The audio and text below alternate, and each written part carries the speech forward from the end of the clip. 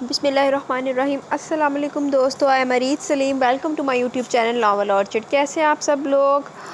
میں جانتی ہوں آج میں نے آپ لوگوں کو بہت زیادہ انتظار کروایا، لیکن اس کے لیے معذرت۔ ایکچولی آج نا گھر میں کوئی دعوت کا سلسلہ چلا ہوا تھا، تو وہ صبح سے مہمان تھے کافی نا، صبح آ رہے، دوپہر کو تھی دعوت وغیرہ نا، تو وہ مہمان وغیرہ تھے تھوڑے سے، اور تھوڑا سا پھر مجھے کام تھا، لیکن وہ پھر مہمانوں کی وجہ سے میں ریکارڈ ہی نہیں کر پائی۔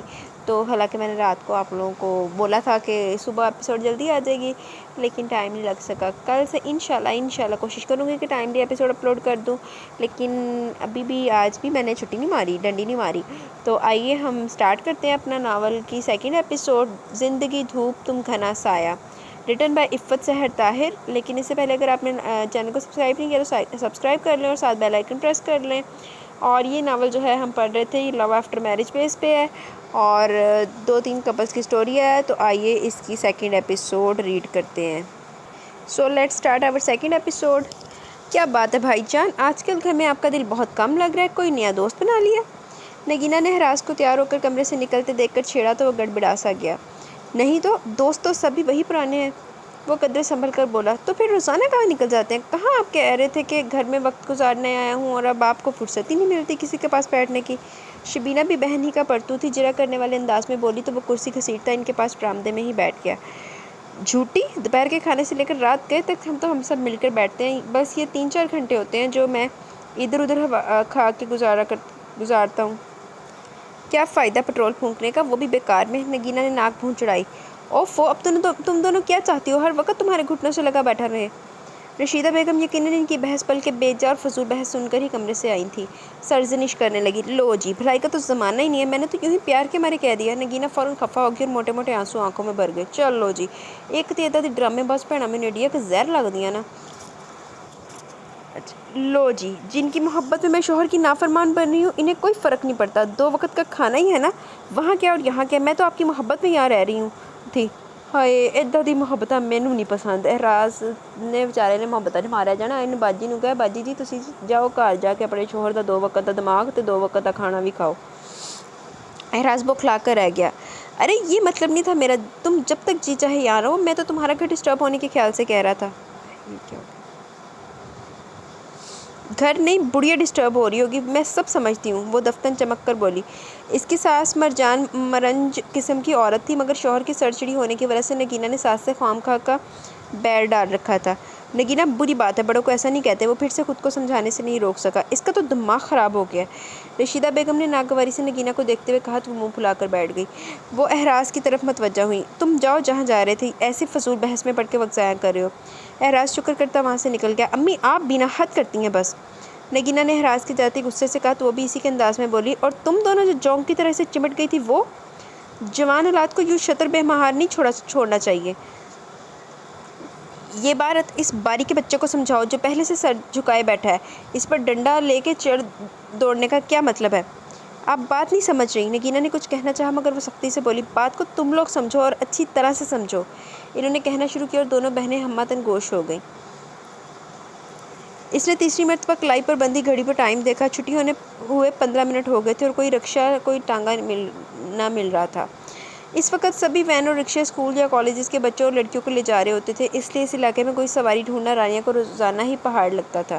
کوئی بھی سواری خالی نہیں ہوتی تھی۔ مجھے کوئی وین لگوا ہی لینی چاہیے، اس نے ہر روز کی طرح سوچا۔ پہلے اسکول میں سے 2000 تنخواہ پر رکھا گیا تھا، جبکہ یہاں فی الحال 3000 سے سٹارٹ ہوا تھا۔ ہائے اللہ جی، اتنی کٹ سیلری! باقی اس کی کارکردگی دیکھ کر بڑھانے کا وعدہ کیا گیا تھا۔ رانیہ بھی پوری توجہ اور محنت کے ساتھ بچوں کو پڑھا رہی تھی، یہ جاب وہ کسی بھی طور پر گنوانا نہیں چاہتی تھی۔ اس نے سوچ لیا تھا کہ 2000 چاچی کے ہاتھ پر رکھ کر باقی کا 1000 وہ اپنے پاس جمع کیا کرے گی، تاکہ اپنی ضروریات پوری کرنے کے علاوہ کبھی مشکل وقت میں کام آ سکیں۔ انہی سوچوں میں الجھی وہ کسی کی آواز پر چونکی۔ اس کے سامنے گاڑی رکی اور کب احراز کے پاس آ کھڑا ہوا اسے قطعاً علم نہیں ہوا۔ آپ یہاں کیوں کھڑی ہیں؟ وہ مہربان سی مسکراہٹ لیے اسے سردیوں کی دھوپ سا لگا، نرم و گرم اور مہربان۔ کوئی رکشہ دیکھ رہی تھی؟ وہ جھینپی۔ کیا سوچے گا وہ بھی، ہر وقت کسی نہ کسی مسئلے کا شکار رہتی ہے یہ لڑکی۔ یہاں سے تو بہت مشکل لگ رہا ہے، سارا اسکول خالی ہو گیا اور آپ تنہا کھڑی ہیں۔ احراز نے اسے احساس دلایا تو وہ بوکھلا کر ادھر ادھر دیکھنے لگی، سوچوں میں گم۔ اسے واقعی پتہ نہیں چلا تھا، سارا ایریا تقریباً سنسان ہو چکا تھا۔ میں لے چلوں آپ کو، اگر آپ مناسب سمجھے تو؟ احراز نے بے ساختہ آفر کی۔ پھر خیال آنے پر جلدی سے بولا تو وہ نروسی انگشتے شہادت کا ناخن چبانے لگی۔ گھر تک تو نہیں، بس اسٹاپ یا رکشہ اسٹینڈ تک ہی صحیح۔ اعراز نے ہمت نہیں ہاری تھی۔ رانیہ نے چور نظروں سے گھڑی پر وقت کو بھاگتے دیکھ کر مجبوراً اس بات میں سر ہلا دیا۔ چچی کو یوں بھی اس کا دیر سے لوٹنا زہر لگتا تھا۔ شکریہ اعتبار کرنے کا۔ ڈرائیونگ سیٹ سنبھالتے ہوئے وہ کھل کے مسکرایا۔ رانیہ چھینپی۔ شکریہ تو مجھے آپ کا ادا کرنا چاہیے، ہر مشکل وقت پر میری مدد کر دیتے ہیں۔ وہ اعراز کی گمشدگی پر افسردہ اور ملول تھی، اس قدر اچھے اجنبی کا شکریہ بھی ادا نہ کر سکی۔ اب قدرت نے ایک اور ٹکراؤ کروا دیا تو اس نے بھی اپنا فرض ادا کرنے میں دیر نہیں کی۔ اعراز کے ہونٹوں پر مسکراہٹ اور گہری ہو گئی تھی، وہ کس قدر مشکور و ممنون لگ رہی تھی۔ اب یہ تو کہ اعراز سے پوچھتا، اتنے دنوں چپ چاپ فقط اس کا دیدار کرنے کے بعد یہ موقع نصیب ہوا تھا۔ آپ کا مسئلہ بھی تو میری وجہ سے شروع ہوا تھا، میرا فرض بنتا ہے کہ آپ کی جہاں تک ہو سکے مدد کروں۔ اعراز نے سنجیدگی سے کہا، پھر اس سے پوچھنے لگا، جاب کیسی چل رہی ہے؟ بہت اچھی، ماحول بھی اچھا ہے اور بچے بھی۔ اس کا چہرہ کھل اٹھا۔ وہ واقعی اپنی جاب سے بے حد مطمئن تھی۔ اعراز نے نظر بھر کر اسے دیکھا۔ جاذبیت لیے گلابی رنگت جس میں سنہری پن جھلکتا تھا، سیاہ موٹی آنکھیں عجیب سی خوبصورتی لیے ہوئے تھی۔ خیال رکھنا، پر یہاں پر بچوں کی پٹائی کرنا سختی سے منع ہے۔ وہ اپنے دل کو سنبھالتا روانی میں بے تکلفی سے بولا تو رانیہ خفیف سی ہو گئی۔ میں نے تو آپ کے بیٹے کو بھی نہیں مارا تھا، اس نے بدتمیزی کی تو صرف کان پکڑ کر ڈانٹا تھا۔ معصومیت سے بولی تو اعراز ہنسنے لگا۔ میرا بیٹا؟ جی، اس دن اسکول میں آپ کے ساتھ علی نام تھا نا اس کا؟ وہ پریشان ہونے لگی۔ یہ کیسا باپ تھا جو بیٹے کو بھول گیا تھا؟ مگر وہ میرا بیٹا تو نہیں۔ وہ شانے اچکا کر بے نیازی سے بولا۔ رانیہ بے یقینی سے اسے دیکھنے لگی۔ تو وہ میرا بھانجا ہے، وہ اطمینان سے بولا تو رانیہ نے گہری سانس بھری۔ ایک ہی بات ہے؟ ایک ہی بات کیسے ہوئی؟ شادی شدہ ہونے اور کنوارا ہونے میں بہت فرق ہوتا ہے۔ بس یہاں روک دیں، یہاں سے میں رکشہ لے لوں گی۔ وہ باجلت بولی تو اعراز نے پاؤں بریک پر رکھ دیے۔ اس نے اپنی چادر پیشانی پر سے درست کی، اپنا بیگ ٹھیک طرح سے شانے پر ٹکایا۔ وہ جانے والی تھی، پھر جانے یہ موقع ملتا یا نہ ملتا، روز روز تو وہ اس کی گاڑی میں بیٹھنے والی نہیں تھی۔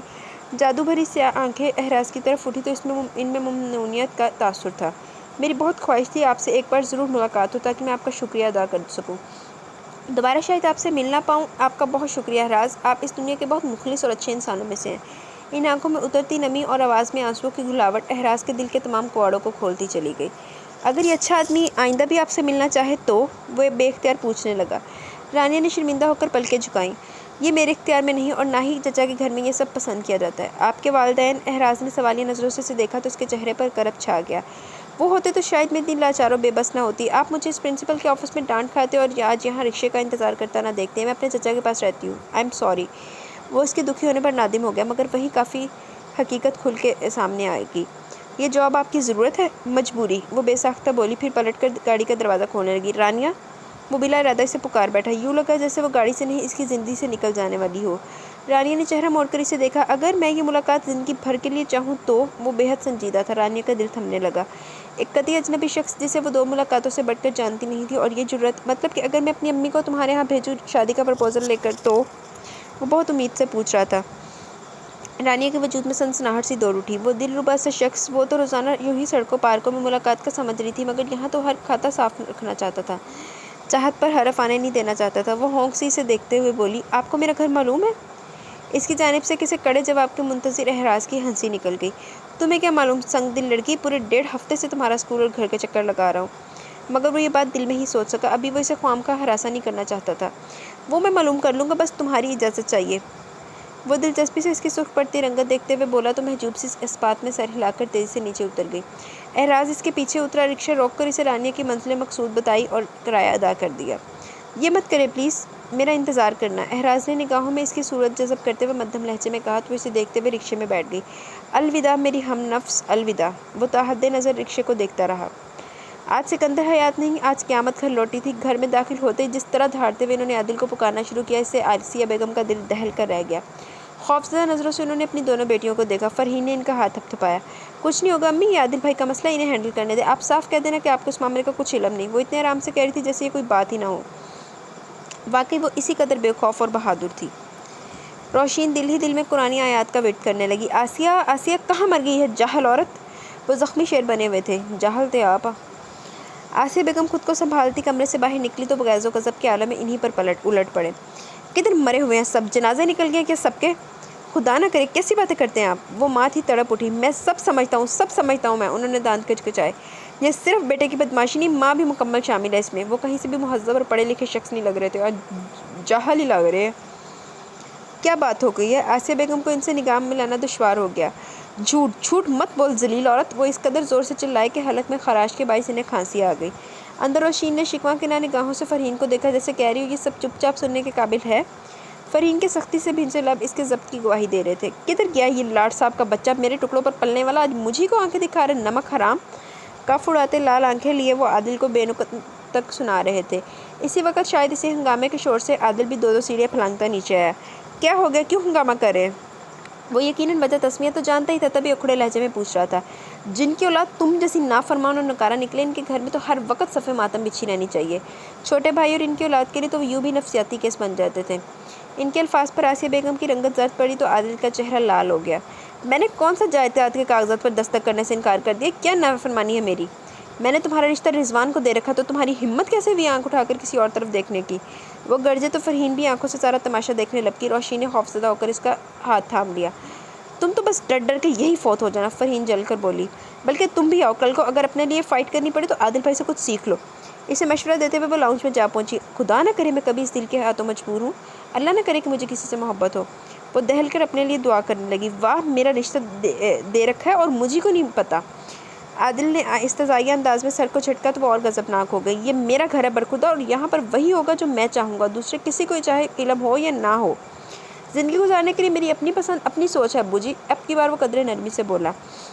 माँ को लड़खड़ाकर सोफे पर बैठते वो देख चुका था। इस वक्त हालात गर्मी के नहीं नरमी के मतकाजी थे। भाड़ में गई तुम्हारी पसंद, तुम्हारी सोच। इसे ठंडा पड़ता देखकर वह हकारत से बोले। तुम्हारी शादी नवीन से तय है और तो इसी से होगी। अभी जाओ और इससे माफ़ी मांगो जो बकवास तुमने इससे की है। इनके तहमाना अंदाज़ और अल्फाज ने आदिल से जैसे फिर सर भिड़े को भक से उड़ा दिया। बस अब्बू जी बस, बहुत हो गया। मैं किसी के हाथों ब्लैकमेल होने वाला नहीं हूँ। मैं नवीन से शादी नहीं करूँगा तो इसका एक ही मतलब है, नामुमकिन। और माफ़ी मांगना तो दूर की बात, मैं ज़िंदगी में दोबारा कभी इसकी शक्ल देखना भी पसंद नहीं करता। तुम्हारी तो। सिकंदर हयात के मुंह से मगलाजात का तूफान फूट पड़ा। फ़रहीन चुपके से माँ के पास बैठकर इनका तसल्ली का सामान बनी हुई थी। आदिल का जवान खून था, दूसरे वो गुस्से में इन्हीं पर गया था। हाँ, इनकी तरह गुस्से में भी वो शाइस्तगी का लिहाज भूल नहीं जाता था। आग कर दूंगा तुम्हें, एक पाई नहीं दूंगा अपनी जायदाद में से। कल को कुत्ते की तरह लौटोगे इस घर की दहलीज पर, मगर मैं तुम्हें यहाँ कदम रखने की इजाज़त नहीं दूंगा। तुम्हारी वजह से मेरा भाई हर रिश्ता मेरे मुंह पर मार के गया है। मैं तुमसे कोई रिश्ता नहीं रखना चाहता, निकलो और दफ़ा हो जाओ यहाँ से। वो कमरे में आए और आंधी तूफान की सी तेज़ी से अपने कुछ कपड़े बैग में ठूंसे, अपने ज़रूरी डॉक्यूमेंट्स रखे और इसी तेज़ी से सीढ़ियाँ उतरता वापस आया। सिकंदर साहब, खुदा के लिए।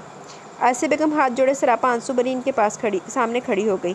ख़बरदार, इन्होंने लाल आंखें दिखाते हुए कुरा कर कहा। ख़बरदार जो कोई ड्रामा किया हो तो। आदिल, वो अपने दिल के टुकड़े इकलौते नूरे नज़र की तरफ लपकी।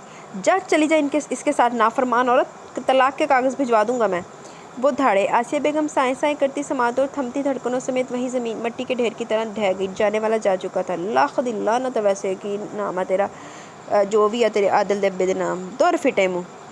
अब इस उम्र में भाई और उसकी औलाद के पीछे लग के बीवी को इस उम्र में तलाक दे रहा, जो सारी ज़िंदगी तेरे वगैरह जेनू हैवान हबशी और जाहल डंगर को बर्दाश्त करती आई, पीछे कोई भी आस उम्मीद छोड़े बगैर। फ़रहीन बेताबी से माँ की तरफ लपकी तो इसकी आवाज़ ने अंदर रोती हुई रोशीन को भी अपना खौफ भूलकर बाहर आने पर मजबूर कर दिया। आसिया बेगम हवास से आ रही बेहोश पड़ी थी। ड्रामेबाज औरत। सिकंदर हयात ठोकरें मारते हकारत से कहते अपने कमरे में चले गए। अच्छे सिकंदर हयात मुँह दे भार डिगदा ना, ठोकर खा के अपनी ही ठोकर चबाजी के डिगदा, फिर इन्हें एहसास होता। कमीना, तुम जाओ पानी लेके आओ इनके लिए। फ़रहीन ने आवाज़ काबू रखते हुए आसिया बेगम का तनफ़ुस चेक करते हुए रोशीन से कहा तो वो किचन की तरफ दौड़ी। या खुदा, ये मैं हूँ? रिक्शे में तमाम रास्ता वो अपनी जुर्रत पर हैरान होती आई थी। कहाँ दो दिन की जान पहचान, और कहाँ इस बंदे ने शादी का पैगाम भी दे दिया, और मैंने हाँ भी कह दी। रानिया अपनी किस्मत के इस नागहानी मोड़ों पर परेशान भी थी तो इससे ज़्यादा हैरान थी। इसे नहीं पता था कि वो शख्स सच्चा था या झूठा, मगर बहरहाल ज़िंदगी ने जो करवट बदली थी, इसने इसमें से अपना हिस्सा वसूल करने की एक बेज़रर सी कोशिश कर डाली थी। रानियों को इसकी आंखें याद थी, बेरया और मुखलिस। शायद इस शख्स की मुखलिसी ने मुझे इस कदर मोहलत दे दी। वो अजीब से हैजान का शिकार हो रही थी। तो क्या दुखों के दिन कटने वाले हैं? इसका जी चाहा खूब हंसे खिलखिलाए, हर किसी को बताए को एक जहन्नुम से आज़ाद होने वाली है। रिक्शे से उतर कर वो इन्हीं ख्यालों में खोई, होंठों पर खूबसूरत सी मुस्कुराहट लिए दरवाजे तक पहुंची और दस्तक के लिए हाथ उठाया। शुक्रिया ए अजनबी, मुझे काबिल एतमाद जाने और अच्छी लड़की समझने का। वो दिल ही दिल में सरशार थी। अभी तो सिर्फ आज़ादी का इज़्न मिला था तो ये हाल था। आज़ादी पाकर जाने दिल से हार भी पाता कि नहीं। दरवाज़ा खुल गया था। इसने खुले दरवाजे से अंदर पाँव रखा, इसके साथ ही जैसे इस पर कोई अफ्तार आन पड़ी। किसी ने बेदर्दी से इसका बाजू पकड़कर अंदर खींचा और ज़ोरदार थप्पड़ इसके मुंह पर दे मारा। اس قدر غیر متوقع اور زوردار تھپڑ نے اسے چکرا کے رکھ دیا۔ پھر اس سے پہلے کہ وہ سنبھلتی یا کچھ سمجھ پاتی، چچی نے اسے بالوں سے پکڑ کر گھسیٹا اور بے دردی سے پیٹنا شروع کر دیا۔ ساتھ ہی ساتھ گالی اور کوسنوں کا سلسلہ جاری تھا۔ وہ حواس پاختہ سے اپنا قصور بھی پوچھ نہیں پا رہی تھی، بس ہاتھ آگے کیے اپنا ناکام بچاؤ کرنے کی کوشش کرتی رہی۔ اب بس بھی کر نیک وقت، کچھ زبان سے بھی پوچھ لے، اندر سے چچا نے نکل کر دبے لہجے میں کہا تو اسے مار مار کے ہامتی چچی گرا اٹھی۔ خبردار جو آپ کچھ بولے، ارے 2 جوان بیٹیوں کا بوجھ دھرا ہے میرے سینے پر، پھر بھی اس سپولن کو سر آنکھوں پر بٹھا، اور یہ حرام خور۔ دانت کچکچا کر اسے تھپڑ رسید کرتے ہوئے یہ نئی دنیا میں سامنے نکل کھڑی ہوئی۔ میں نے کیا کیا ہے؟ وہ بلک رہی تھی۔ تجھے میں بتاتی ہوں، چچی نے اپنی جوتی سنبھالتے شعلہ فشاں لہجے میں کہا۔ ہم تجھے یہاں لائے تھے تیری یتیمی اور بے گھری پر ترس کھا کے، اور تو چلی ہے ہمیں کے سروں میں خاک ڈالنے۔ چچی کی جوتی اب دھڑا دھڑ اس کے سر پر برس رہی تھی۔ سائمہ اور صوبیہ منہ پر ہاتھ دھرے اپنی ہنسی روکنے میں مصروف تھی۔ سائمہ صوبیہ نے بھی جوتیاں پہننا نہ لی۔ اب کی بار چچا سے برداشت نہیں ہوا، یا شاید محلے والوں کے سن لینے کا خدشہ لاحق تھا۔ آگے بڑھ کر چچی کو روک دیا۔ پوچھو پھر اپنی لگتی سے، 2 ہفتے ہو گئے اسے اسکول سے نوکری چھوڑے، تو یہ روز کہاں رنگ رلیاں منانے کے آتی ہے، کہاں جاتی ہے درس دینے روزانہ؟ چیخ چیخ کر بولی تو حواس کھوتی رانیہ پھٹی آنکھوں سے انہیں دیکھنے لگی۔ غصے سے بے حال چچی پھر سے اس کی جانب چیل کی مانند جھپٹی تو وہ چچا کے پیچھے چھپ کر گھگیانے لگی۔ خدا کی قسم چچا، میں دوسرے اسکول میں نوکری کر رہی ہوں۔ پہلے اسکول والوں نے مجھے نکال دیا تھا، میں نے ڈر کے مارے گھر میں نہیں بتایا، مگر اگلے ہی دن میری سہیلی نے مجھے دوسرے اسکول میں زیادہ تنخواہ والی نوکری دلوا دی۔ خدا کی قسم آپ چاہیں تو ابھی میرے ساتھ چل کر پتہ کر لیں۔ وہ بلکنے لگی، سب کو جیسے سانپ سونگھ گیا۔ چچا نے تعصب سے چچی کی طرف دیکھا۔ وہ خود بھی ہکا بکا کھڑی تھی، مگر شرمندہ ہونا یا پچھتانا تو اس کی سرشت میں شامل ہی نہ تھا۔ ہاں تو کیوں بتاتی، گھر میں زیادہ تنخواہ والی نوکری جو ملی تھی۔ اے لو 2 فٹے منہ رانیہ، تینوں بھی لاکھ دی لعنت، دس تے ہن دمی جڑا 1000 روپے اپنے کولوں رکھ کے تو محل پانا سی نا، وہ بھی دے دیویں 1000 روپے منوس عورت کو۔ چچی نے چمک کر کہا، مگر اب کی بار لہجے میں وہ لپک اور پھنکار نہیں تھی۔ رانیہ یوں ہی چچا کے پیچھے دبکی سسکتی رہی۔ چلو اب تماشا ختم کرو، ذرا سی بات کا بتنگڑ بنا کے رکھ دیتی ہو۔ چچا سر پر ہاتھ پھیرتے اندر چلے گئے۔ چل اٹھ جا اب، اور سمجھنا یہ غلط فہمی بیانی کی سزا تھی۔ اتنی گھنی میسنی، اگر پہلے سے بتا دیتی تو میرا کہ دماغ خراب تھا جو مار مار کے میرا کندھا ہل گیا۔ انہوں نے اپنا شانہ دباتے ہوئے حقارت سے ادموئی پڑی رانیہ کو دیکھا اور صوبیہ کو اپنے شانے دبانے کا اشارہ کیا۔ چل اٹھ اب، اندر دفعہ منہ میں گھگیاں ڈالے بیٹھی تھی، ایسی چلاکیاں تو ہمیں ساری زندگی نہ آئی، سیدھی ساری زندگی گزار دی۔ اے لوہا لوی ایسے ڈنگر عورت نے سیدھی ساری زندگی گزاری۔ ویسے نا یہ جو ہے نا اپنی عفت میم، انہوں نے چاہیے سی آ جی چچی کا پھڑ کے نا اندر ویاہ کرا دیں، وہ جڑا حیات نہیں ہے ڈنگر سکندر حیات، ہاں اندر کرا دیں، دونوں ایک دوسرے کو چھتر بھی مارتے، وہ اس کو گالیاں بھی نکالتا، اس کو ڈرامے بازی بھی کہتا، دونوں کی خوب جمتی، خوب گزرتی جب مل بیٹھتے 2 دیوانے تو۔ اچھا جی۔ چچی مسلسل بڑبڑائے جا رہی تھی۔ چچا ہی اسے سہارا دے کے جیسے تیسے کمرے میں چھوڑ گئے۔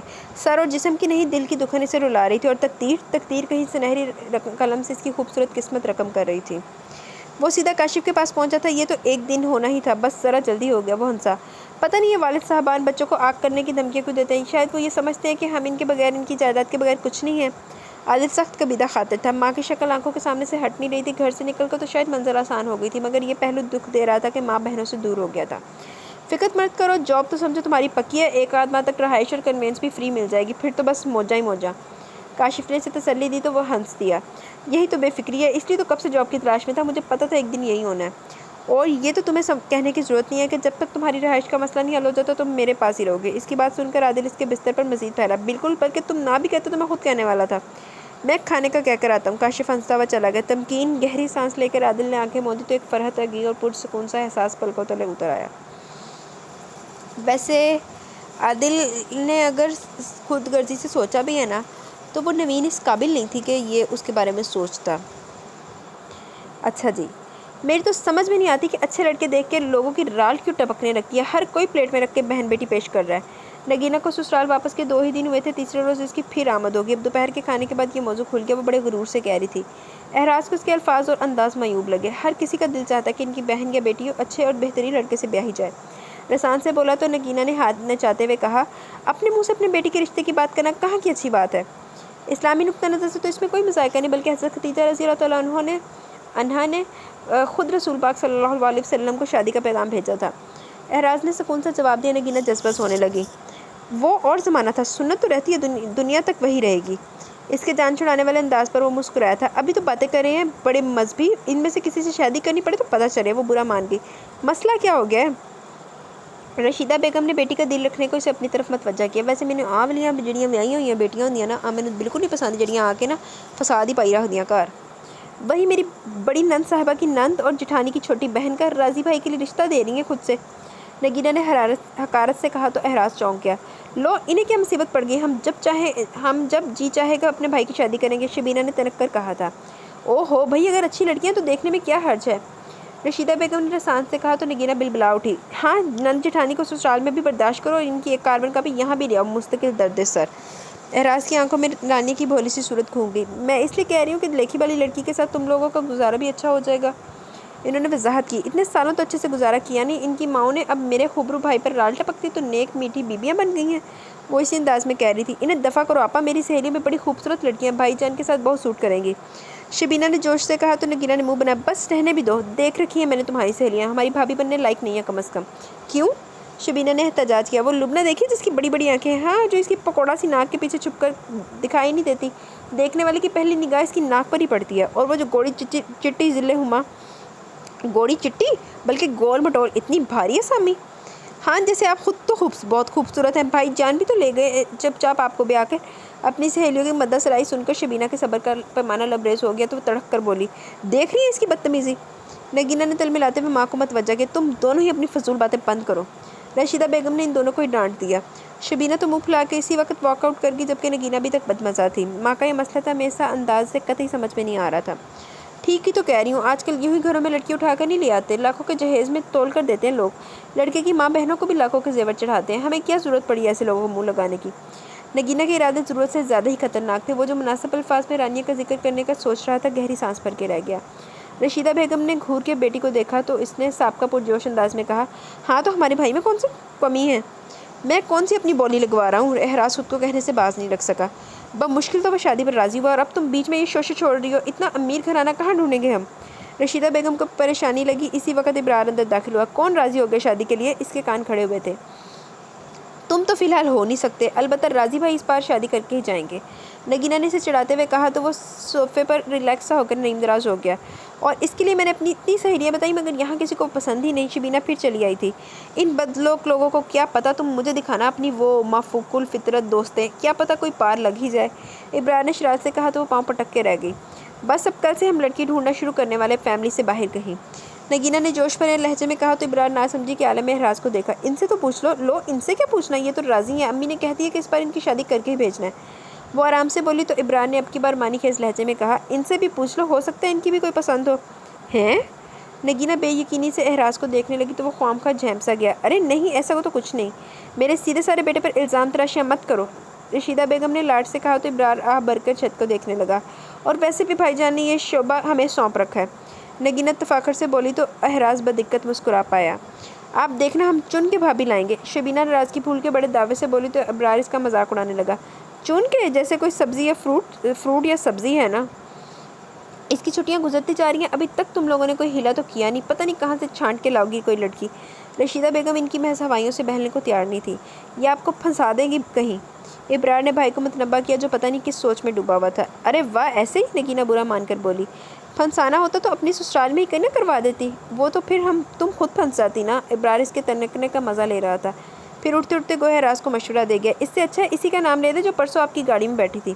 احراز جہاں کا تہاں بیٹھا رہ گیا، اسے امید نہیں تھی کہ بات اس رخ پر بھی جا سکتی ہے۔ دونوں بہنیں اور ماں بے یقینی میں گھری سے دیکھنے لگی جبکہ ابرار چھیڑ ڈال کر جا چکا تھا۔ کیا بکواس کر رہا ہے یہ باری کا بچہ، نگینہ نے اسے غائبانہ جھاڑا تھا۔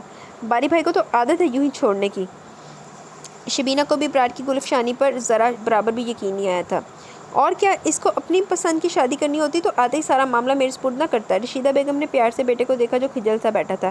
اوفو، ذرا ان کو بھی تو بولنے کا موقع دے، بات تو میں نے شروع کی ہے، اب آگے یہ بتائیں گے آپ کو، باری نے اپنے کمرے سے برآمد ہوتے ہوئے کہا۔ وہ خاصا جھنجھلایا ہوا لگ رہا تھا۔ ہاں، رشیدہ بیگم نے حیرت سے انگشتیں ہونٹ پر رکھی۔ دماغ تو خراب نہیں ہو گیا تمہارا؟ دماغ بھی صحیح ہے اور نظر بھی، باقی تفتیش ان سے کر لیجیے۔ وہ باہر نکل گیا تھا۔ اس کے احتجاجی انداز کو احراز محسوس کرتا مگر اسی وقت ان تینوں کو اپنی طرف متوجہ پا کر جھینپ گیا۔ کون لڑکی تھی وہ احراز؟ رشیدہ بیگم نے پریشانی سے پوچھا تو وہ نپے تلے انداز میں بولا۔ وہ ایک ضرورت مند تھی امی، میں نے اسے اپنے دوست فاروق کے اسکول میں جاب دلوائی ہے۔ اچھا، انہوں نے اطمینان کی سانس لی۔ چلو جی احراز صاحب، مینوں تیرا بھی کوئی نہ لگدا نہیں چانس۔ कोई ज़रूरतमंद थी। तसलिया में इस नज़रों से दोनों बेटियों की तरफ देखा। अहराज को गोया रानिया के मुतालिक बात करने का एक सुनहरी मौका हाथ लगा था। वो अच्छी लड़की है अम्मी। वो शबीना की मौजूदगी के बायस कदरे झिझक रहा था। कवारी बहन के सामने ऐसी बात करने से अच्छा नहीं लग रहा था। इन तीनों के तासुरात से अहराज को साफ महसूस हो रहा था, कोई इससे ऐसी जुर्रत की उम्मीद नहीं रखती थी। तो क्या तुम? रशीदा बेगम मारे हैरत के बात मुकम्मल नहीं कर पाई। वैसे भी तो आप लड़की ढूंढ ही रही हैं, तो एक बार रानिया को भी देख लें, हो सकता है आपकी तलाश ख़त्म हो जाए। वो कदरे मुस्कुराकर इत्मीनान से बोला तो नगीना का मुंह बन गया। तो आप अपनी पसंद की शादी करेंगे, इसमें हर्ज जाए कोई? वो अब पुरएतमाद था। यूँ रास्तों में मिलने वाली लड़की काबिलियत पार नहीं होती राजी, और यूँ भी तुम्हें यहाँ आए अभी दिन ही कितने हुए हैं, तुम्हें क्या पता किसके आगे पीछे का। रशीदा बेगम ने तफक्कर से कहा, शादी तो जुआ होती है अम्मी जान। जहाँ कहीं भी अनजान लोगों में मेरी शादी करेंगी, कोई अनजानी लड़की ही होगी जिसकी गारंटी आप दे सकती हैं ना मैं। तो फिर रानिया क्यों नहीं? इसे थोड़ा बहुत तो मैं जानता हूँ, बहुत मासूम और सादा तबीयत लड़की है, हमारे घर में बहुत आसानी से एडजस्ट कर जाएगी। राजी तेरे घर आके उन्हें जलील ही होना, मैंने जितने तक लग रहा जिनिया तेरी माँ भैन शातर है ना। वो इनके पास बैठते हुए धीमे लहजे में बोला तो वो सोच में पड़ गई। इन्हें तो कतन ये ख्याल भी नहीं आया था कि हराज से सीधा सादा सा बंदा भी इन चक्करों में पड़ सकता है। अगर अपनी पसंद की शादी करनी थी तो हमें ख्वार करने की क्या ज़रूरत थी? सीधे से कह देते फ़लाँ जगह जाके बात तय कर दे। नगीना नाराज़ होने लगी। नगीना तो पहले कड्डो घरों, इधर तो नगीने घर नहीं रखी दे होंगे, इधर तो जाके म्यूजियम के ना चार दीवारी के बंद करके रखी दे होंगे। वो हंसा, मेरा कौन सा सालों पुराना इश्क चल रहा है, अभी बात खुली तो बता दिया, ना खुलती तो ना बताते, यूँ ही इससे मिलते रहते हैं। नगीना मुँह पर तो थी ही, साफ गोई से बोली, ऐसी कोई बात नहीं, बस एक मिनट पर इत्तेफाक से इसे कोई सवारी नहीं मिली तो मैंने इसे रिक्शा स्टैंड तक ड्रॉप कर दिया था, और बस ये मिलने मिलाने में चक्कर मैंने नहीं पाले, सीधा स्वभाव शादी करूँगा और बस। वो संजीदा हो गया था। अच्छा बस करो अब। रशीदा बेगम ने बेटी को घिरका। अच्छा नहीं हुआ ख्वामखा जूतियाँ तोड़ने से बच गई हो, शादी के लिए लड़की ही चाहिए थी ना, अब मिल गई तो देख लेते हैं। देखना क्या, महज तकल्लुफ़ ही निभाना है, पसंद तो कर ही लिया है राजी भाई ने। वो तीखे लहजे में बोली तो हराज ने कतियत से कहा, बिल्कुल नहीं, कोई तकल्लुफ़ नहीं, अगर अम्मी ने इसे नापसंद किया तो तुम लोग जहाँ चाहे लड़की देख लेना। नगीना ने इसकी बात सुनकर मानी खेज से माँ को देखा। इनके होंठों पर भी मुस्कुराहट खेल गई थी, तमानित भरी मुस्कुराहट। फ़रहीन की रंगत सुर्ख पड़ने लगी और रशीन की दिल की धड़कन मध्यम कि खुदा जाने अब इन खूबसूरत लबों में से कौन सी बात निकले, मगर ये फ़रहीन का दिल जानता था कि इसने खुद पर कैसे ज़बत के बंद बांधे। माँ ने जिस मलते जाने या अंदाज में इसका हाथ अपने पसीजते हाथों में दबोचा हुआ था वो अच्छी तरह समझ रही थी। दुनिया जहाँ की नकारा और नाखलफ औलाद दी है खुदा ने मुझे, कोई एक खुशी कोई एक सुकून, तरस के रह गया हूँ मैं। अरे मैं कहता हूँ कि मुझसे ज़्यादा तो बे औलाद लोग खुश फिरते हैं जिन्हें ना कोई ज़हनी अजियत देने वाला है और ना ही नाफरमानी करने वाला, और मैं ना बेटा हक में अच्छा निकला और अब इसे भी ज़बान लगती जा रही है। तोहफ़ है मेरी ज़िंदगी पर। वो गुस्से की हदों को अबूर करते कमरे का दरवाज़ा आंधी तो की तरह बंद करते चले गए। और कितना नाशुक्रा बंदा है ये, एनू सिर्फ चाची वगैरह शुरू कर दी सी, एनू नहीं इज्जत नहीं रहा सैनू। रोशीन के सीने से घुटी घुटी सांस बरामद हुई। लगी फ़रहीन ने नाराज़गी भरे झटके से माँ की गिरफ्त से अपना हाथ छुड़ाया। और अभी भी आप मुझे कहती कि मुझे खुदा का शुक्र अदा करना चाहिए? वो तलखी से बोली तो आसिया बेगम ने इसके लबों पर अपना हाथ रख दिया। जालिम और शदार फ़िरौन बने फिर रहे हैं इस ज़मीन पर फरी, ये तो सिर्फ लफ्ज़ों की मार मारते हैं। अखबारात उठा के देखो, इंसानियत खुद अपनी निगाहों से गिर चुकी है। मैं फिर भी यही कहूँगी, तुम लोग खुशकिस्मत हो, इतने मान और इज़्ज़त के साथ अपने बाप की चार दीवारी में महफूज हो। बड़ी मानते इज़्ज़त मिल रही। इन्होंने नरमी से समझाया तो वो तनक कर बोली, कौन सी इज़्ज़त, कौन सा मान अम्मी? ऐसा सलूक करते हैं लोग अपनी बेटियों से, साफ लफ्ज़ों में हमें मुहज़्ज़बाना गालियों से नवाजते हैं, ये आप ही समझना नहीं चाहती। वो सख्त खफा होने लगी तो आसिया बेगम ने इसकी पेशानी चूम ली। मैं जानती हूँ फरीद, सब जानती हूँ, मगर मशीयत एज़दी को खुले दिल से मान लो तो सारा झगड़ा ही ख़त्म हो जाता है मेरी जान। अच्छा, वो तंज़िया हंसी, यहाँ तो झगड़ों के नए से नए बाब खुलते हैं, आप पता नहीं कौन से झगड़े की बात कर रही हैं। अच्छा बस करो, क्या फजूल में अम्मी का दिमाग खा रही हो? रोशीन ने फ़ौरन ही 2 साल बड़ाई का रोब झाड़ा था। अच्छा जी, आपकी सांसें वापस आ गई, नबस चलना शुरू हो गई? फ़रहीन ने तहैयर से पूछा तो वो झैंप गई। बको मत। अच्छा करती है नहीं बोलती, इसलिए ताप से बची रहती है। आसिया बेगम ने तौसीफ़ी अंदाज में कहते हुए रोशीन को शाने से लगाया। चलो जी ना रोशीन नू अपने वगैरह बनाया होया दब्बू जी तो उनके वारी सदके जा रही। अपनी ये नर्म नाजिक डाल सी बेटी इन्हें बिल्कुल अपना परतू लगा करती थी, ठंडी और मीठी और बला के डरपोक। ऐसे लोग बहुत सख्त अदाब में आया करते हैं जो ना हक अताब के जवाब में कुछ नहीं कहते। फ़रहीन ने बेसख्त कहा तो आसिया बेगम ने फ़ौरन इसे डांट दिया। अच्छा बस मुंह से बदफाल मत निकालो, 1 और 1 11 होते हैं अम्मी, अगर ये मेरे साथ मिलकर बोले तो हम अब्बू जी के छक्के छुड़ा के रख सकती हैं। वो बेखौफी से बोली तो आसिया बेगम ने इसके आगे हाथ जोड़ दिया। खुदा के लिए फरी, अब भी तुम्हारा जी नहीं भरा? वो सख्त नाराज़गी से उठकर जूती पहनने लगी। एक तो आपकी इसी बुज़दिली की वजह से हम पर ये दिन आया हुआ है। वो रुकी और जैसे पेशन गोई करते हुए बोली, मगर आपकी डरपोक खरगोशी जैसे अपना आप इतना बचा बचा कर अपना साया बनाए हुए हैं, एक दिन वो इसी का शिकार करेंगे और ना आप कुछ कर सकेंगी और ना ये। फ़रहीन, वो सख्ती से डांटने लगी थी कि जब तक इन्हें रोशीन ने इन्हें रोक दिया। फ़रहीन पाँव पटकती वहाँ से निकली थी। پتہ تو ہے اس کی عادت کا، پھر کیوں دل پر لیتی ہے؟ روشین نے ماں کو دلاسا دیا۔ میرا تو دل ہول کے رہ جاتا ہے، کیسے منہ پھاڑ کے بدفال نکالتی جاتی ہے، وہ بے بسی سے بولی۔ اوفو، وہ کہاں کی ولی اللہ رہ گئی ہے، ڈھنگ سے نماز تو پڑھتی نہیں۔ روشین لاپرواہی کا مظاہرہ کرتے ہوئے ہنسی، مگر دل تو اس کا بھی کانپ کے رہ جاتا جب وہ فرحین کے منہ سے ایسے بات سنتی تھی۔ ویسے فرحین کی بات نا 100% سچ ہے، ہونا کچھ ایسا ہی ہے کہ انہیں کہنا میری فرما بردار تھی، یہ اندھا میں کرنا کسی میں سٹنا کتے جا کے چنگی جگہ تے اپنے ملو چنگی جگہ تے، مجھے لگتا ہے یہ نوین کے کوئی بھائی بھوئی کا نا اس کے لیے رشتہ، تے روشین بی بی نے نا منہ دے وچ نا گھگیاں ڈال کے بیٹھے رہنا۔ وہ اس کا رومال نکال کے الماری کے پٹ بند کرتی پلٹی تو ورا میں استادہ تھا۔ اور یہ ٹائی کون باندھے گا؟ چہرے پر زمانے بھر کا تفکر، جیسے خود تو زندگی میں کبھی ٹائی باندھی ہی نہ ہو۔ مجھے کچن میں کام ہے عادی۔ تمکین نے رومال اس کی جیب میں رکھتے ہوئے ایک نگاہ کلاک پر ڈالی اور باوجلت کہا، اور یہاں جو کام ہے وہ معصومیت سے گویا ہوا بالوں کے جوڑے میں سمیٹے فروزی کپڑوں میں ملبوس وہ سادگی میں بھی اس کے دل میں اترتی گئی۔ اوفو، یہ ٹائی بھی نا؟ تمکین نے دانت کچکچاتے ہوئے ٹائی جھپٹی، مگر ناشتہ تیار کرنے کی عجلت اور نکلتے ٹائم کا احساس سے ٹھیک ٹائی کی نوٹ ہی نہیں بن رہی تھی۔ اللہ، وہ تھک گئی، یہ نہیں لگتی میرے سے۔ وہ روحانسی ہونے لگی، اس کی کمر پر دونوں ہاتھ جمائے کھڑا وہ مسکرایا۔ کوشش کرو میری جان، کوشش سے کیا نہیں ہو جاتا۔ تب تمکین کو احساس ہوا کہ وہ فقط اس کی قربت کے بہانے تلاش کر رہا ہے۔ بھلا روزانہ آنکھیں بند کر کے ٹائی باندھنے والا اس نے پھندے کے انداز میں ٹائی کو اس کی گردن میں چھٹکا دیا تو بے اختیار کھانستے ہوئے ٹائی کی نوٹ ڈھیلی کرنے لگا۔ تمکین ہنستی ہوئی دروازے کی طرف لپکی۔ کوئی بات نہیں، خدا تو دیکھ رہا ہے، اس نے دھمکایا۔ اور جیسے آپ نے بیڈ روم کی کھڑکی کے دونوں پٹ صبح صبح کھولے ہوتے، خدا ہی نہیں ہمسائے بھی سب دیکھ رہے ہوتے ہیں۔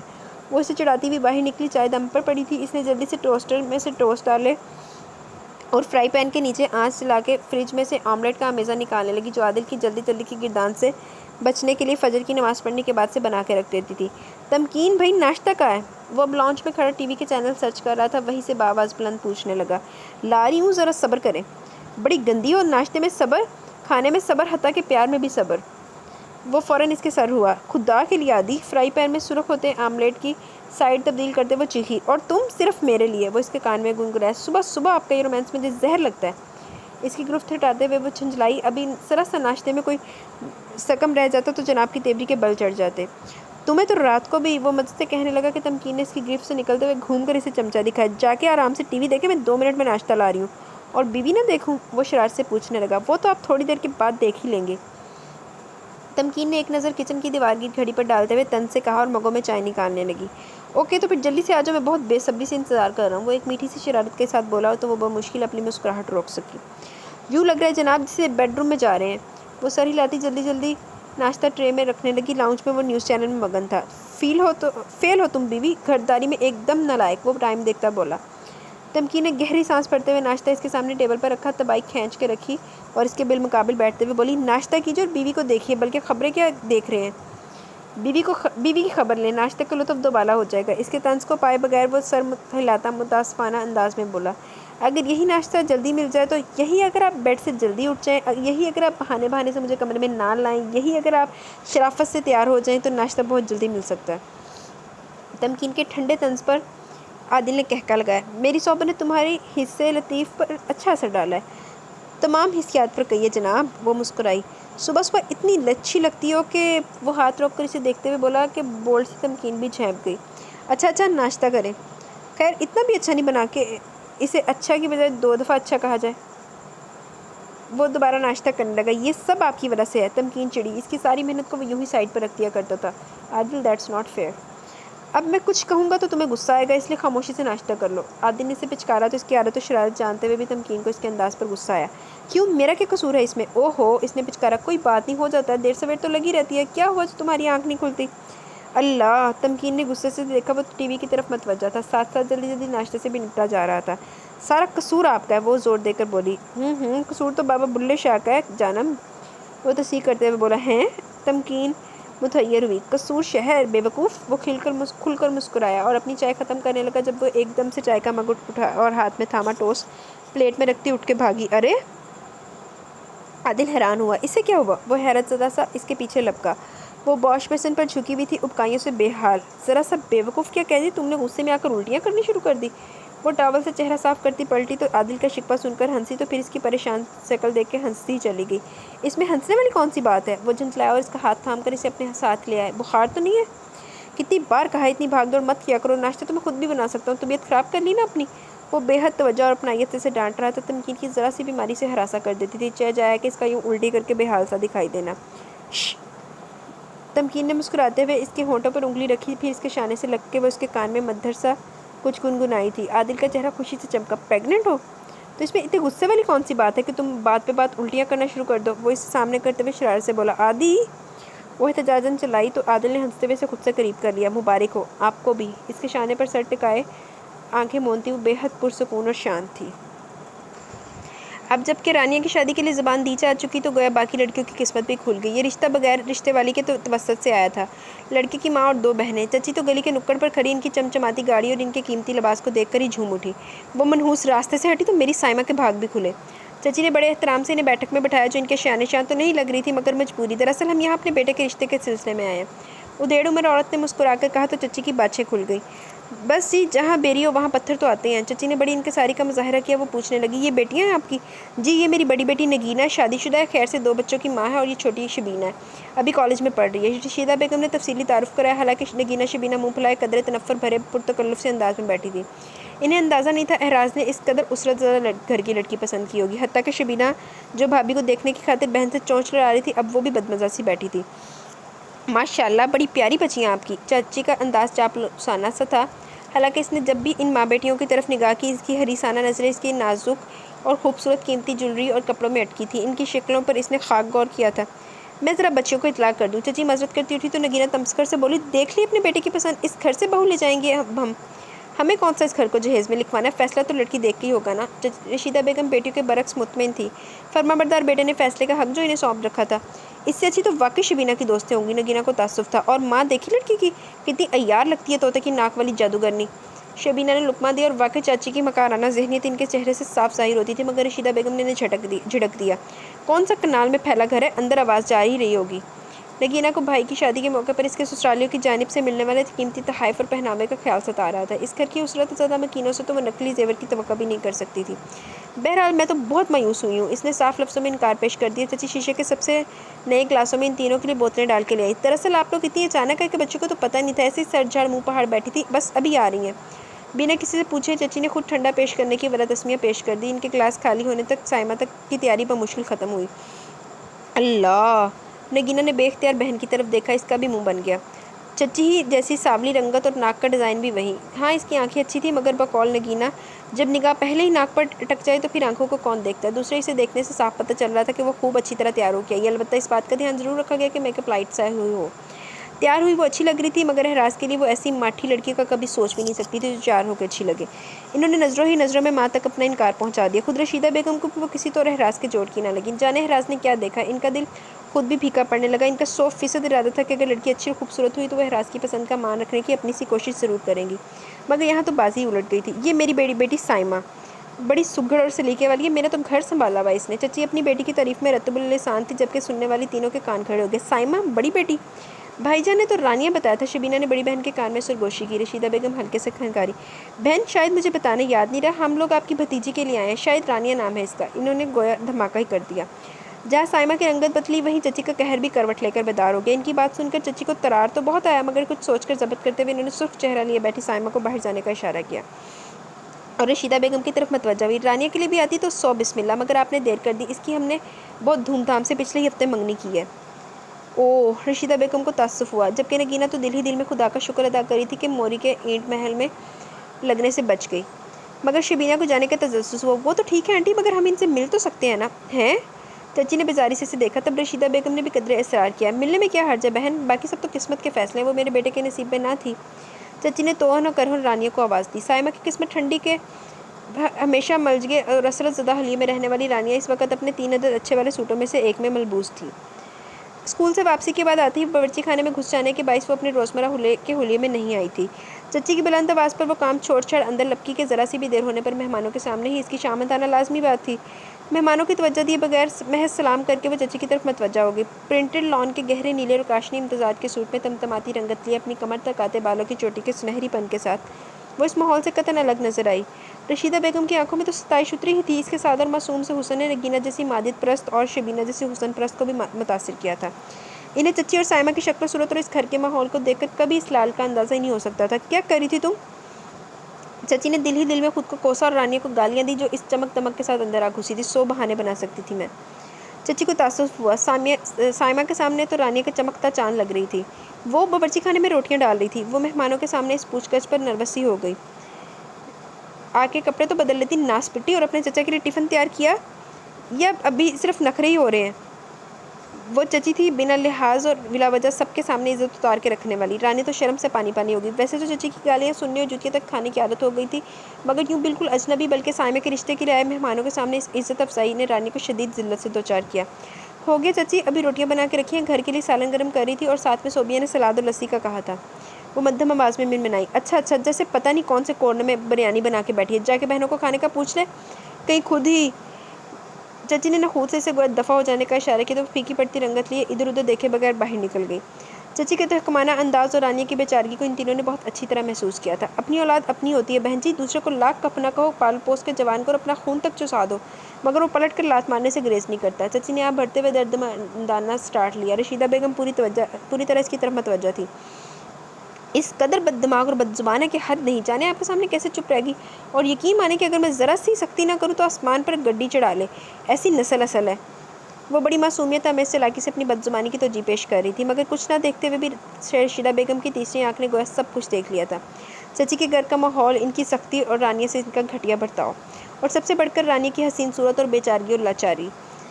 वो गहरी सांस भरती कस्तन मुस्कुरा दी। अब इजाज़त दें। अरे बैठे ना बहन जी, इतनी जल्दी काहे की है, खाने का वक्त हो चला। साइमा सोबिया बहुत सुगड़ है, मिनटों में दस्तरखान लगा देंगी।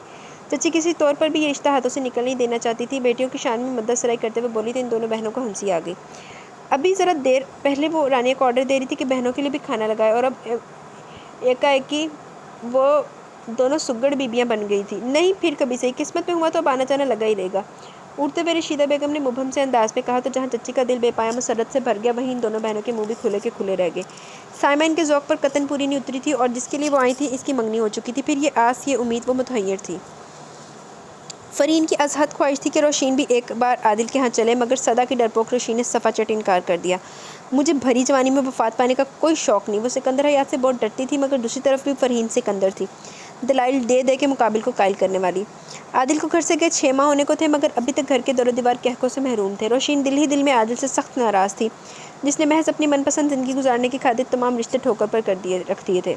और बाजी नवीन नूं तुहाडे सिर ते लिया के बिठा दिते, नवीन जुतियाँ मार के घरों कढ़ दी। बेवकूफ़ हो तुम, जब दिल को मार के फैसला करना पड़े तब पता चलता है रोज़ का मरना और रोज़ का जीना क्या होता है।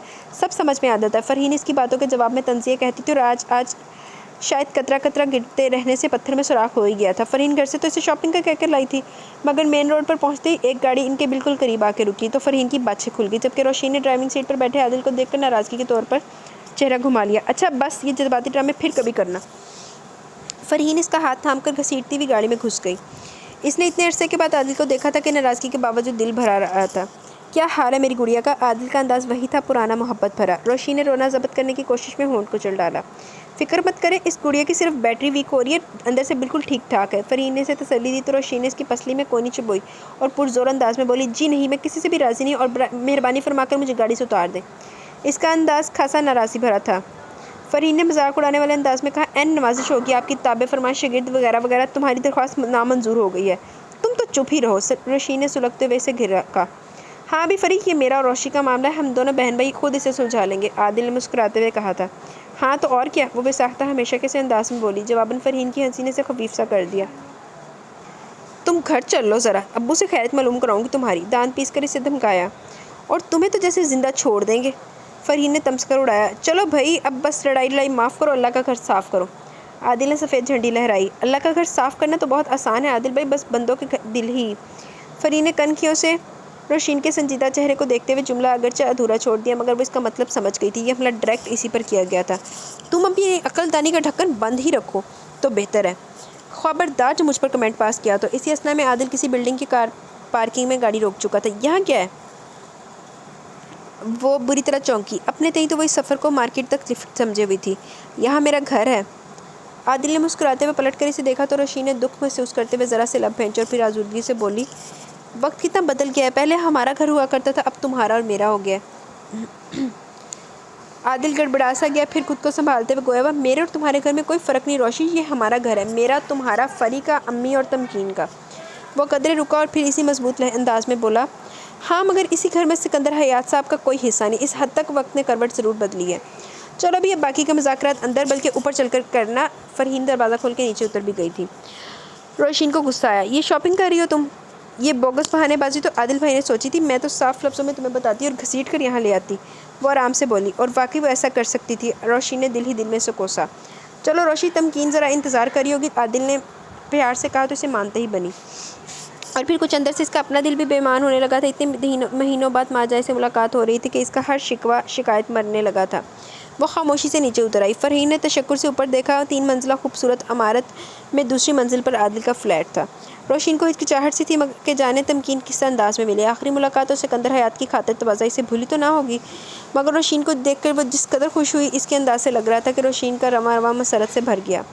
کیسی ہو امی؟ کیسی ہیں؟ وہ اس کا ہاتھ اپنے ہاتھوں میں لیے اس کے ساتھ صوفے پر بیٹھی، اس قدر چاہت اور اپنائیت۔ روشین مسکرا دی، سب ٹھیک ہے، آپ سنائیں کیسی گزر رہی ہے؟ بہت اچھی، مگر اپنوں کے بغیر بہت اداس۔ وہ واقعتاً اداس ہو گئی۔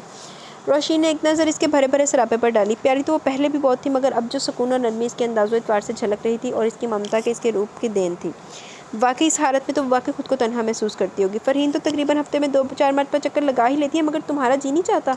وہ شکوہ کر ہی رہی تھی۔ ایسی بات نہیں ہے، وہ جھیپی، امی سے روزانہ رات کو فون پر بات ہوتی ہے، مگر فون کبھی ملاقات کا نعم البدل نہیں ہو سکتا، بہت دل کرتا ہے ان سے ملنے کو۔ وہ اداس ہونے لگی۔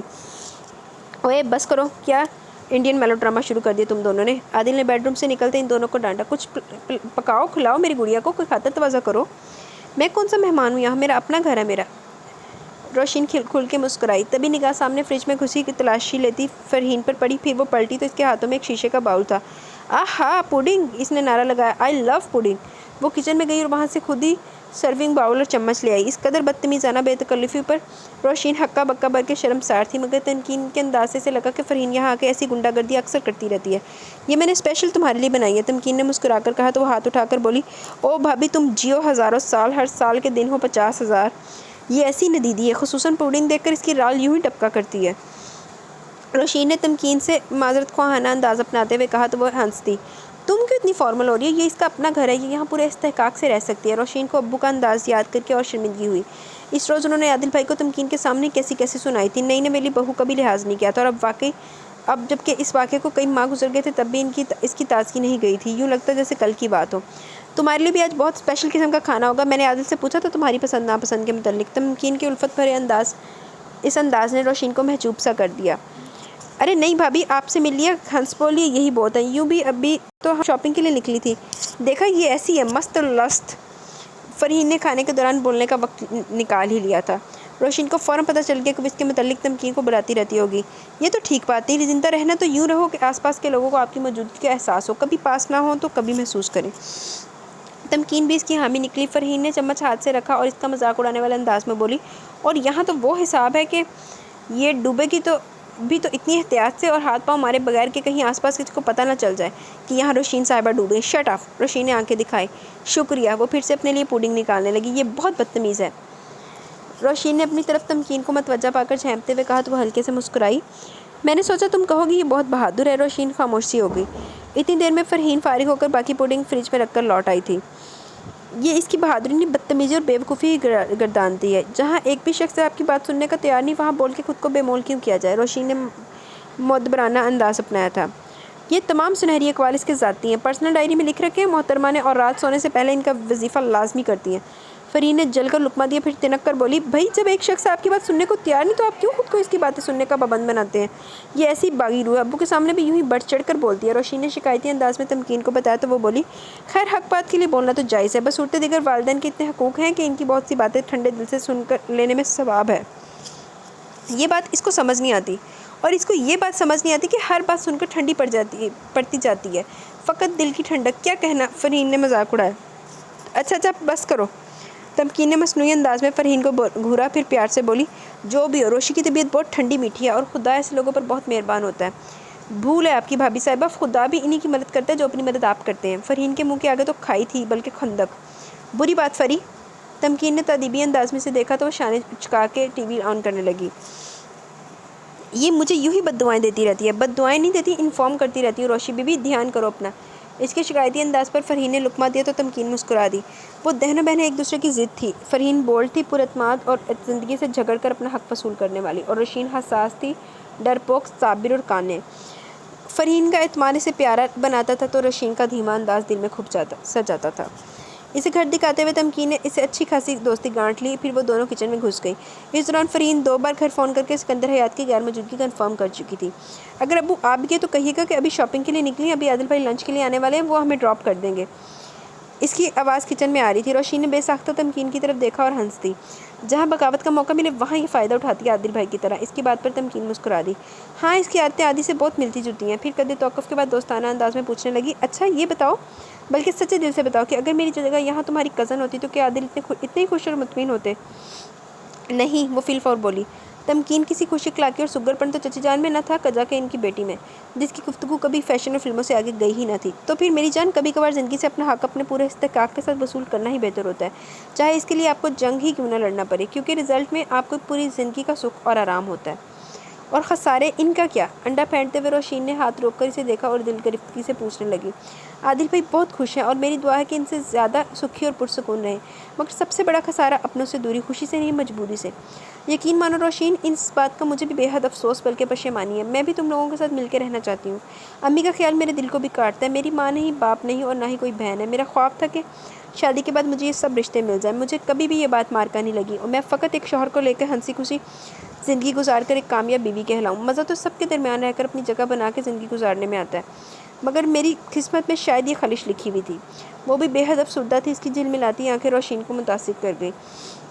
خدا بہتر کرے گا انشاءاللہ۔ ابو کا غصہ ٹھنڈا ہو جائے گا تو عادل بھائی کو خود منا لیں گے۔ روشین نے وہ بات کہی جس کا اسے خود بھی یقین نہیں تھا۔ ویسے بھابی، یہ بلی کو ہمیشہ چھڑچھڑوں کے خواب ہی کیوں آتے ہیں؟ فرحین بولتے ہوئے اندر داخل ہوئی تو اس کا مطلب پا کر روشین نے پلٹ کر اسے گھورا۔ انسان کو ہمیشہ اچھے کی امید رکھنی چاہیے۔ تمکین نے روشین کی حمایت کی۔ اس انسان کو جس نے اچھے کے لیے کوئی کوشش کی ہو، فقط امید باندھ کے بیٹھ جانا بے وقوفی ہے مائی ڈیئر بھابی، فرحین نے جملہ اچکتے ہوئے کہا۔ ایک تو یہ چنگیز خان کی فیملی کی آخری نشانی ہمارے ہاں پتہ نہیں کہاں سے وارد ہوگی۔ روشین نے بھنا کر اس پر فورک تانا۔ اس وقت تو مجھے تم اس فیملی کی آخری نشانی لگ رہی ہو، فرحین نے سہمنے کی اداکاری کرتے ہوئے کہا تو ان دونوں کے ساتھ ساتھ روشین کو بھی ہنسی آ گئی۔ اس روز وہ دونوں ایک بھرپور دن گزار کے گھر لوٹی تھی۔ سنو رانیہ، وہ اپنے دھیان کسی رکشہ یا وین کو دیکھتی سڑک کے کنارے آہستہ آہستہ چل رہی تھی۔ چھٹی کے بعد اسکول کے بچوں کا ہجوم اب کافی کم ہو چکا تھا۔ رانیہ کا کئی دنوں سے یہی حال تھا، بے حسی کا کھول تھا جو چڑک کے ہی نہیں دے رہا تھا، اپنے حال سے بے پرواہ، مستقبل سے انجان، وہ جیسے زمین و آسمان کے درمیان معلق تھی۔ مگر یہ نرم و شائستہ سی آواز اس کے جیسے سماتے پھگلنے لگی۔ اس نے رک کر اس ہرجائی و جفاجو کو دیکھنا چاہا، جس سنگ نے نہ تو اسے زندگی بتانے کے وعدے کیے تھے اور نہ ہی کوئی افیئر چلایا تھا، مگر ایک ہی پل میں اس کے پلو سے آس و امید کے کتنے ہی جگنو باندھ گیا تھا کہ اسے زندگی آسان لگنے لگی تھی۔ یہ آنکھیں، ہائے یہ آنکھیں بھی اپنے پیمان سے کبھی مکر سکتی ہیں۔ وہ شاید حواس میں نہ تھی، یک ٹک اسے اپنی طرف دیکھتا پا کر پہلے تو وہ خجل ہوا، پھر خائف، جی چاہا بازو سے جکڑ کے اسے جھنجھوڑ ڈالے۔ رانیہ، میں ہوں احراز۔ زندگی سے اس کا تعارف کروانے والا نروس سا آج اپنا تعارف کروا رہا تھا۔ رانیہ کی آنکھوں میں شناسائی آنسوؤں کی صورت اتری تو احراز نے لب بھینچتے ہوئے اس کی کلائی تھامی اور اپنے ساتھ لیے سڑک پار اس چھوٹے مگر صاف ستھرے سے ریسٹورنٹ میں لے آیا۔ باہر کی تپتی دھوپ سے ریسٹورنٹ کے ایئر کنڈیشن خنک سے ماحول میں آ کر اسے اپنے حواس لوٹتے کم ہی وقت لگا۔ کیوں لائے ہیں آپ مجھے یہاں؟ وہ بے حد ناراضی سے بولی، ورنہ ابھی تک تو کسی بے جان گڑیا کی طرح اس کے ساتھ گھسیٹتی چلی آئی تھی۔ لال ببوکا چہرہ اور بے حد خفا آنکھیں۔ احراز سنجیدہ ہوا۔ ناراض تو مجھے ہونا چاہیے تم سے، مجھ سے تو زندگی ہی ناراض ہے، ایک آپ بھی ہوگے تو کیا؟ وہ سفید دوپٹے کے پلو سے آنکھیں رگڑ کے گلابی کرنے لگی تو اس کی آواز پھر آ گئی۔ میں نے تم سے تمہارا ساتھ مانگا تھا رانیہ، اور تم؟ امی گئی تھی تمہارے ہاں، وہ احتجاجاً بولا۔ رانیہ کو خیال آیا کہ ان دنوں احراز کا پرپوزل سائمہ کے لیے زیر غور تھا، اور اگر چچی کو پتہ چل جاتا کہ میں یہاں اس کے ساتھ ہوں تو وہ سوچ کر ہی تھرا گئی۔ اسے قطعی علم نہیں تھا کہ رشیدہ بیگم نے دیکھا تو سائمہ کو تھا، مگر بات وہ رانیہ ہی کے لیے کر کے گئی تھی۔ آئی ہوں گی، مگر شاید آپ کو معلوم نہیں میری منگنی ہو چکی ہے، اپنے تئیں وہ مضبوط لہجے میں بولی، مگر احراز کے ہاتھ میں طنز کا تیشہ تھا۔ ہاں پتہ چلا ہے مجھے، جس ہیرو سے تمہاری منگنی کی گئی ہے۔ رانیہ کو زوروں کا رونا آنے لگا۔ آپ کو کیا یہ آپ کا مسئلہ نہیں ہے؟ وہ زور دے کر بولی تو احراز نے سخت لہجے میں کہا، تم میرا مسئلہ ہو بے وقوف، اور تمہارا مسئلہ ہی میرا مسئلہ ہے۔ اس کا منہ کھلے کا کھلا رہ گیا۔ اسے اندازہ نہیں تھا اور نہ ہی وہ اندازہ کر سکتی تھی کہ احراز اس کی طلب کی کس سیڑھی پر کھڑا ہے۔ میں تم سے شادی کرنا چاہتا ہوں، تم ہی سے کروں گا، کسی بھی قیمت پر۔ گزرتے دنوں میں وہ حتمی فیصلے پر پہنچ چکا تھا۔ رشیدہ بیگم نے رانیہ کی معصومیت اور مظلومیت بیان کرتے ہوئے اسے متاسفانہ بتایا کہ اس کی منگنی ہو چکی ہے۔ احراز نے بڑے تحمل کا مظاہرہ کرتے ہوئے پتہ لگایا کہ رانیہ کی منگنی کہاں ہوئی ہے۔ اگر تو اس کے گھر والوں کا فیصلہ صحیح تو پھر اسے درمیان میں آنے کا کوئی حق نہ ہوگا، مگر رانیہ کے منگیتر کو دیکھ کر اور اس کے متعلق جان کر وہ پریشان ہو گیا تھا۔ وہ شخص کسی بھی طور پر رانیہ کے لائق نہ تھا۔ صاف ظاہر تھا کہ اس کے چچا چچی نے کسی بوجھ کی مانند سر سے اتار رہے ہیں۔ اگر انہیں داماد کے روپ میں کوئی بھی قبول ہے تو وہ میں کیوں نہیں ہو سکتا؟ اس نے مصمم ارادہ کر لیا تھا۔ میری منگنی ہو چکی ہے، وہ ہکلائی۔ اچھا؟ وہ تمسکر سے پوچھنے لگا۔ کیا کرتا ہے تمہارا منگیتر؟ شادیاں؟ رانیہ کو رونا آنے لگا۔ آپ یہاں میرا مذاق اڑانے آئے ہیں؟ مذاق تو قسمت نے کیا ہے میرے ساتھ۔ امی کی طبیعت خراب تھی، اس لیے کچھ دیر ہو گئی انہیں آنے میں۔ مجھے خبر نہیں تھی کہ یہ لوگ اتنی جلدی کریں گے۔ تم نے بھی تو نہیں بتایا تھا۔ وہ شوقی تھا۔ اب وہ اسے کیا بتاتی کہ اس کی قسمت کو واصف کی بدنظری نے داغا تھا، وگرنہ اس گھر میں شاید ہی کبھی اس کی شادی کا سوچا جاتا۔ بمشکل تو کمانے والی مشین ان کے ہاتھ لگی تھی، اسے بھلا ہاتھوں سے کیسے جانے دیتے؟ وہ بھی جو بھی اعراز صاحب، اب میں کسی فضول چکر میں پڑنا نہیں چاہتی۔ جیسے حالات چل رہے ہیں چلنے دے۔ وہ لب کو چلتے ہوئے بڑی بہادری کا مظاہرہ کر رہی تھی، وگرنہ روح تو پھول سے بھی ہلکی ہو گئی تھی اس نجاحت دہندہ کو سامنے پا کر۔ مگر چچی، اسے علم تھا وہ جو بھی قیامت اٹھاتی وہ کم تھی۔ حالانکہ اس دن کے بعد رشیدہ بیگم ان کے ہاتھ دوبارہ نہ آئی تھی، مگر چچی اور سائمہ اس کی آس میں بیٹھی تھی اور اسے جوتے کھانے کا کوئی شوق نہ تھا۔ فضول باتیں مت کرو۔ ویٹر کو آئس کریم کا آرڈر دینے کے بعد احراز نے اسے ڈانٹ دیا۔ جو کچھ کروں گا وہ میں کروں گا اور جیسے جی چاہے گا ویسے کروں گا۔ خبردار جو تم نے منہ سے ایک لفظ بھی نکالا ہو تو۔ وہ جیسے اس روح کی گہرائیوں تک سمجھ چکا تھا، جان چکا تھا وہ کتنے پانیوں میں ہے۔ دیکھیں آپ میرے گھر کے حالات نہیں جانتے، قیامت مچ جائے گی۔ اس کی رنگت ابھی سے پھیکی پڑنے لگی۔ احراز نے میز پر دونوں بازو ٹکاتے ہوئے اسے دلچسپی سے دیکھا۔ مثلاً کیسی قیامت؟ کیا کریں گے آپ؟ میری منگنی تڑوائیں گے؟ وہ برا مانگتے ہوئے بولی۔ احراز کا انداز اسے سراسر مذاق اڑاتا محسوس ہوا۔ ہا ہا ہا، اس نے بے اختیار کہکا لگایا۔ بلو جینس پر لائٹ براؤن لائننگ والی وائٹ شرٹ پہنے وہ رانیہ کی ساری توجہ سمیٹ لے گیا۔ سلیقے سے بنے بال، سیاہ مگر سچی آنکھیں، ہر پل مسکراتے لب، ہاف سلیو شرٹ سے جھانکتے مضبوط بازو۔ غور سے دیکھ لو، تمہارے ساتھ میں ہی اچھا لگوں گا۔ وہ بے حد اطمینان سے بولا تو رانیہ بوکھلا کر ادھر ادھر دیکھنے لگی۔ کوئی بات نہیں، کسی نے بھی نہیں دیکھا۔ وہ اب بھی شرائط پر آمادہ تھا۔ ویٹر ان دونوں کے آگے آئس کریم کے خوبصورت بلوری گلاس رکھ گیا۔ مجھے جانے دے پلیز، مجھے دیر ہو رہی ہے۔ اسے یکلختی احساس ہوا تھا۔ ڈونٹ وری، میں 2 منٹ میں تمہیں ڈراپ کراؤں گا، تم جلدی سے آئس کریم ختم کرو۔ اس نے کسی بچے کی طرح بہلایا، مگر رانیہ کو علم تھا کہ ذرا سی دیر سے وہ ایک گھر میں کوہرام مچا لیتی ہے۔ بے بسی سے احراز کو دیکھنے لگی۔ آپ مجھ سے کیا چاہتے ہیں؟ تمہیں، وہ برجستہ بولا۔ رانیہ کا دل مٹھی میں آ گیا۔ اب بہت دیر ہو چکی ہے، آپ سائمہ کے لیے ہاں کر دیں۔ وہ کون ہے؟ وہ معتجب ہوا۔ میری کزن ہے جس سے آپ کی امی اور بہنیں مل کے آئی ہیں۔ وہ آہستگی سے بولی تو احراز ہنس دیا۔ بے وقوف لڑکی، وہ وہاں تمہیں دیکھنے گئی تھی، کسی سائمہ یا ریما کو نہیں۔ دیکھیں آپ بات کو الجھائیں مت، اب جب کہ ہر بات کلیئر ہو کر سامنے آ چکی تو آپ کیوں تماشا کھڑا کرنے آ گئے ہیں؟ وہ روحانسی ہونے لگی۔ اس کی آئس کریم یوں ہی پگھل رہی تھی۔ او پہنا، پہلے آئس کریم تو کھا لا۔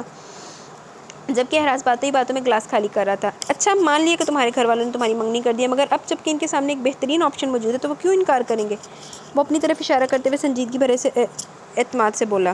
چچی مجھے زندہ گاڑ دیں گی۔ وہ پلکیں جھپک کر آنسو روک رہی تھی، نہ چاہتے ہوئے بھی ایک جملے میں اپنی ساری زندگی کی کہانی بیان کر گئی۔ احراز ہاتھ روکے سے دیکھے گیا۔ اگر میرے والدین ہوتے تو اور بات تھی، پھر شاید اس سارے کی نوبت ہی نہ آتی، مگر اب آپ پلیز میرے لیے مشکلات کھڑی مت کریں۔ اور تم اس عمر رسیدہ شخص کی تیسری بیوی بننے کو تیار ہو؟ وہ طنز سے بولا، مگر اب وہ خود کو کافی سنبھال چکی تھی۔ گلاس میں چمچہ ہلاتے ہوئے پگھلی ہوئی آئس کریم کو مزید پگھلاتے ہوئے مدھم لہجے میں بولی، قسمت پر کسی بشر کا اختیار نہیں ہوتا، کوشش کرنے پر تو ہے نا۔ وہ برجستہ بولا، اپنی زندگی کو بہتر بنانے کی کوشش ہو سکتا ہے، مگر میری بہتری اسی میں ہو۔ وہ پگھلی ہوئی آئس کریم کھانے لگی۔ احراز کو اس کی لاپرواہی پر غصہ آ گیا۔ کیا بہتری ہو سکتی ہے تمہاری اس میں کہ جو ایک نشئی جوئے باز سے تمہاری شادی کر دی جائے، جو دوسرے چوتھے ماہ وہ شاید تمہیں بھی جوئے میں ہار دے اپنی دوسری بیوی کی طرح؟ وہ گرا کر بولا تو رانیہ کو اپنی رگوں میں خون جمتا ہوا محسوس ہوا۔ دہشت زدہ سی ہو کر وہ اسے بے یقینی سے دیکھنے لگی۔ میں تمہاری رگ کھوٹی نہیں کرنا چاہتا رانیہ، اگر کسی اچھی جگہ تمہاری بات طے ہوئی ہوتی تو یقین کرو میں کبھی بھول کر بھی تمہارے راستے میں نہیں آتا، مگر یہ صورتحال میری برداشت سے باہر ہے۔ اس لیے نہیں کہ مجھے تم سے محبت یا عشق ہے، اس لیے کہ تم ایک معصوم لڑکی اور بے وقوف بھی، اور میں تمہاری بہت پرواہ کرتا ہوں۔ رانیہ کا دل پگھل کر آنسوؤں سنگ بہنے لگا۔ جو اپنے تھے وہ اسے کھائی میں دھکیلنے پر لگے تھے، اور جو بالکل پرایا تھا وہ اس کا سب سے اپنا بن بیٹھا تھا۔ جانتی ہی اسے کتنا تھی وہ، فقط نام اور اعتبار کا یہ عالم تھا کہ اس سے سچا کوئی لگ ہی نہیں رہا تھا۔ بس تم میرا ساتھ دینا، فقط اتنا کہ اب سے مجھے سوچنا شروع کر دو۔ وہ تحکمانہ انداز میں اپنائیت اور شرارت سموئے ہوئے تھا۔ بہتی آنکھوں سمیت سنگ وہ مسکرائی تو احراز کو پہلے سے بھی اچھی لگی۔ میں تمہیں ایک اور آئس کریم آفر کرتا، مگر تمہیں دیر ہو رہی ہے۔ اس کی پگھلی ہوئی آئس کریم کی طرف اشارہ کرتے ہوئے احراز نے کہا تو وہ بھی ہوشیار باش ہو گئی۔ ٹھیک کہہ رہے ہیں آپ، اس سے زیادہ لیٹ نہیں ہو سکتی میں۔ وہ بیگ شانے پر ڈالنے کے بعد دوپٹے کو پیشانی تک کھینچ لائی۔ احراز بل پے کر کے اٹھ گیا۔ رانیہ نے بھی اس کی تقلید کی تھی۔ وہ بہت احتیاط کے ساتھ گھر سے کچھ دور اسے ڈراپ کر کے گیا۔ حالات چاہے کیسے بھی کیوں نہ ہو رانیہ، ایک بات یاد رکھنا کہ میں ہمیشہ تمہارے ساتھ ہوں۔ اس کے پلو سے ایک اور جگنو باندھ گیا تھا۔ بہت دنوں کے بعد رانیہ کا دل ہلکا ہو گیا۔ جی تو گائز، یہاں پہ ہماری سیکنڈ ایپیسوڈ اپنے اختتام کو پہنچی۔ کیسی لگی آپ کو ایپیسوڈ؟ رائے کا ضرور اظہار کیجیے گا۔ انشاءاللہ ملیں گے کل ود نیو ایپیسوڈ۔ تب تک کے لیے اپنا بہت سارا خیال رکھیں، دعاؤں میں یاد رکھیں۔ اللہ حافظ۔